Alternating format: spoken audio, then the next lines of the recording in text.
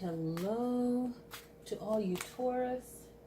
All right, I moved a couple things around, so I gotta move it back so we can have our conversation here. I just realized that I need to move things back around. Okay. All right, so I'm gonna put a little astrology in this because it will shorten up, or maybe not, the astrology video. But we're gonna get our tarot reading on for all you Taurus out there. Happy October 2018. I've been busy, but here we are. We made it. So let's see what the cards have to say for the month. I hope you like the table setup. It's kind of hard to see with the light, but yeah, that's like a skull, like a glass skull head I got, and I have it right behind this cute sign that I found at one of the stores. So I really like it. It's well made. I don't like things that are not nicely made. It's this wood, and it looks really pretty. So I'm playing around with the Morgan Greer deck. You can see the cover of it right here a little bit. And I'm featuring playing cards, but also these pendants. If you watch the Aries video, I'll put the Etsy account that I ordered it from. I really like it. It's really good. I haven't worn them as a necklace yet, but you can use them as a pendulum. Okay? This is clear quartz. And then citron. And then you can see that. They're really, really good. I like how it's made. It has like a hole in it right here, and the metal part goes through. So you can have it as a necklace and as a pendulum as you need it to be, right? I really like that. So I had the pennies here to kind of show the size of each pendant. All right, so let's get to the cards. All right.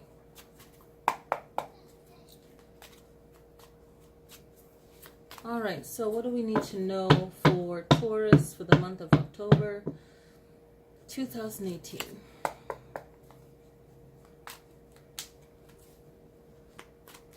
So the first two cards are really powerful message. Now, if the card is upside down, I'm not going to read it upside down necessarily.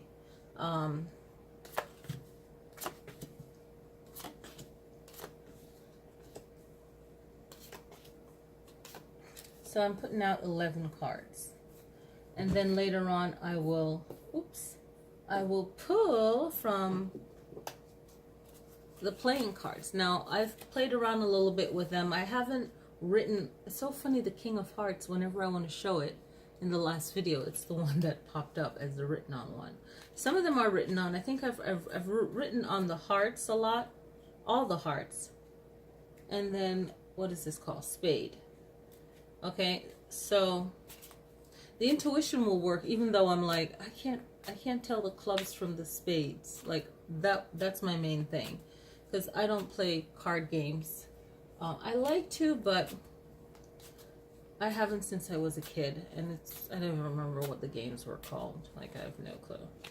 But yeah, so I'll pull from this after, just to kind of give more of an answer. And I love using these. Love the meaning of them. Okay, I might do a video on it sometime. So we have Ace of Pentacles, the Lover upside down, 10 of coins or pentacle, the Devil card, the World card, 10 of Swords, 7 of Cups. We have the Temperance card, 5 of Swords, and we have the Sun card, another major arcana, and 10. You have two tens here, 10 of Cups. So it's all about walking your path, Taurus, and really being successful at what you want. Now, we're not seeing all of the cards, okay, and I don't like that. I just realized that. Okay, so I'm going to keep reading while I shift. So it's all about you being happy on your professional path, your life, all of that. But for some of you, the love is upside down. If you are in a relationship and the reading comes out Good, you can see it. And the reading comes out like this. It doesn't necessarily mean that there's no love and, you know, in your life, in your relationship. The Lover's card is more of a lust thing, nothing that's commitment. It could turn into something, which it looks like it can, the 10 of Cups. So for some of you, it's like it's a bad relationship that you're getting attracted to and you're going into that, but that's not good. It will turn into a marriage. And there's a lot of bondage and addiction, meaning like a lot of chaos when it comes to the Devil's card. So Ace of Pentacles, prosperity, a bad relationship with ups and downs, but you're still attracted to each other, turns into a marriage, a commitment, right? There might be some financial kind of issues where maybe one person goes into bankruptcy for the other. You have the Devil's card, which is all about addictions and just, it could be positive if you're using it in a positive way, but here comes the World card, and this is just like things get better, but it's worse. It feels better for a while, then it turns into betrayal with the 10 of Swords. You have the Knight of Cups. This person is being charismatic, trying to come back into your life. Now you have to make a judgment with this Temperance card, okay? This person is going to be playing you, and that's the 5 of Swords. Very good with words, okay? They get your emotions with the Knight of Cups. They get their words in. The Sun card is something good coming along, okay? And let's back it up to the 5 of Swords. This can be, if you play your cards right, you really feeling good that you've won this fight, this battle, and you're like, haha, I'm out of here, I won, right? I'm done with you in my life. Or it could be the person won you over again, but you still figured it out and left, and here comes the Sun card where you're clearing your path, right? So this 5 of Swords could be the person betraying you once again. You realize it after you've lost, maybe financially, broken heart, whatever, right? Or you could have won that whole conversation, debate. It could just be a fight, a verbal fight, right?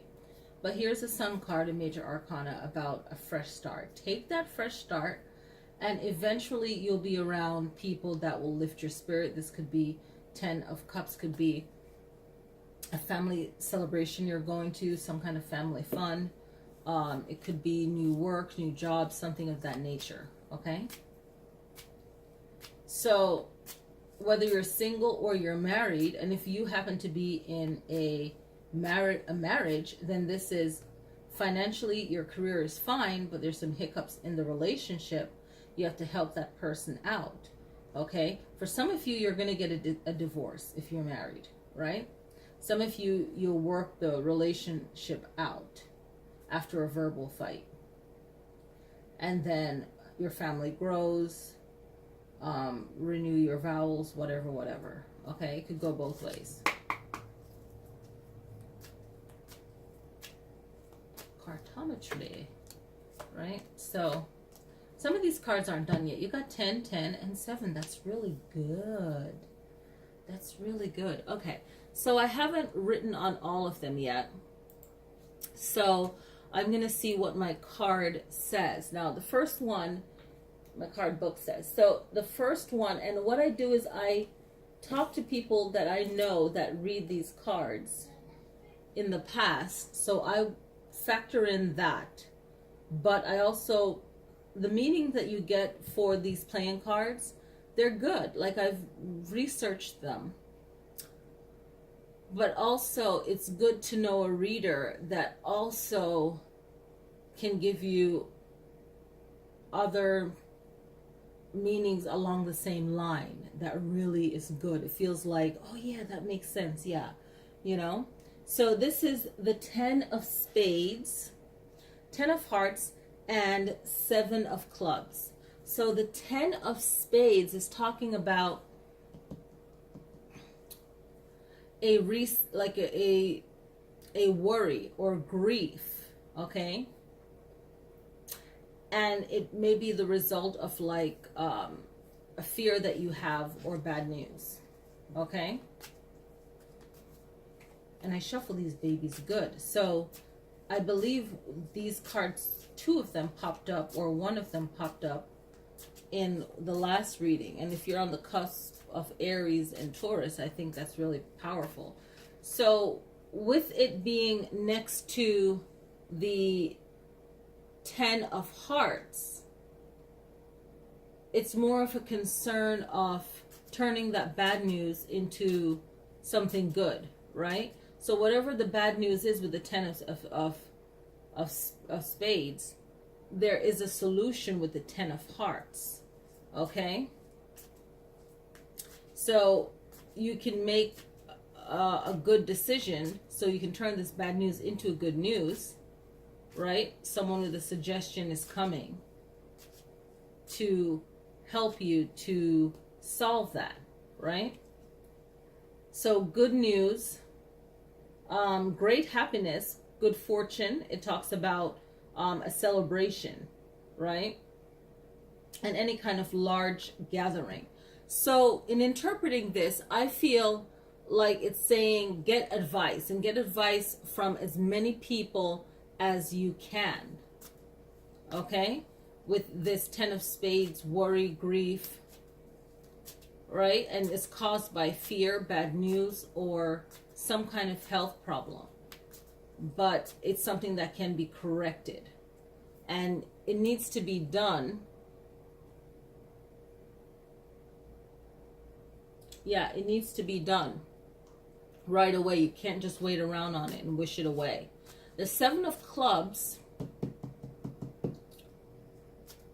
is all about feeling trapped, right? And feeling trapped in a relationship. So this relates to the Devil card. It relates to the Lover's card, the Devil's card, the 10 of Swords, right? The whole storyline. This just popped out. 5 is air. Temptation, opportunities, and obstacles. Blessings in disguise. So this argument and this fight can be looked at, what 5 of Spades is saying, as a blessing in disguise. You know, you'll be moving away. You'll be leaving behind what is currently bothering you.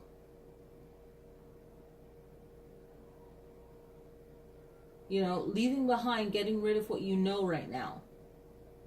When it comes to a relationship, maybe relocating, maybe work. So for some of you, you'll still stay together, but you could just move away, relocate to get away from that crowd of people that cause the addiction or any kind of problems. You know, if it's cheating, fighting, blah, blah, blah, right?